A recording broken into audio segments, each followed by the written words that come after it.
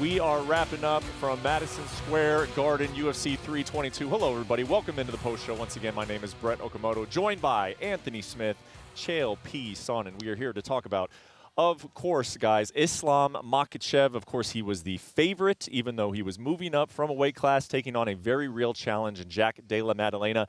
Made it look pretty easy tonight, Chael. Yeah, I want to. I want to be part of this. I want to tell a good job and pat him on the back, and he comes into a new division, and he leaves there with the belt. I feel critical right now. I feel like Jack underperformed. We were 10 minutes into that fight. I turned to the guys next to me. I said, Jack hasn't thrown a punch yet. They actually go online and they look it up.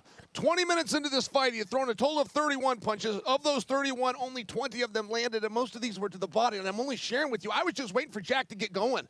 It was the same position, rinse and repeat. I appreciate a good double leg. The other side of that is I learned it in my first 5 minutes of wrestling practice. The entire fight took place in side control. That's a problem, in my opinion. In my opinion, the commissions have got to look at this. We've got to be critical. We've got to get ahead of that position and no longer say if a guy's in side control, he's done enough. Tonight proved it's not enough. Yeah, I was disappointed in Jack's output and his ability to get to his feet. And to be fair, on the other side of Chael's argument, I will say Jack wasn't doing enough to force Islam to have to work any harder. He was very content just holding the position. He went for a couple submissions.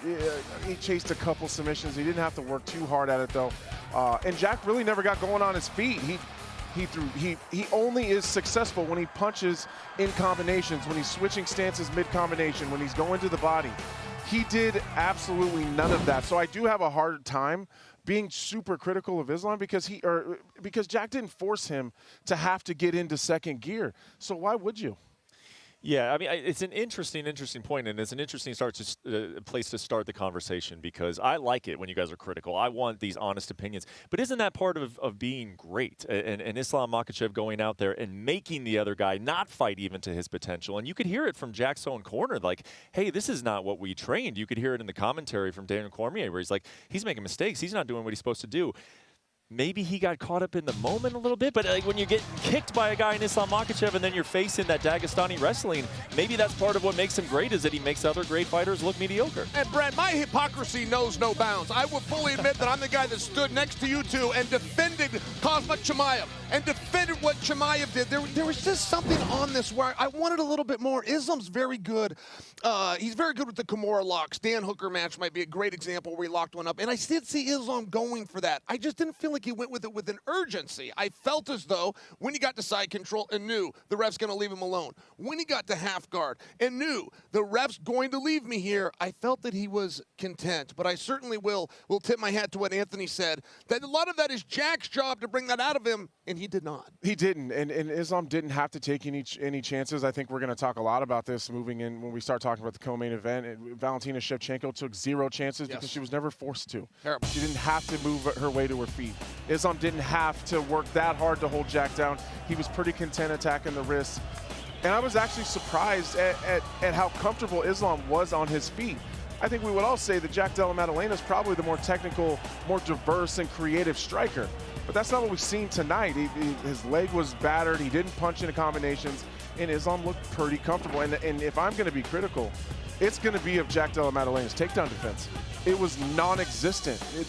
Islam never had to look at these.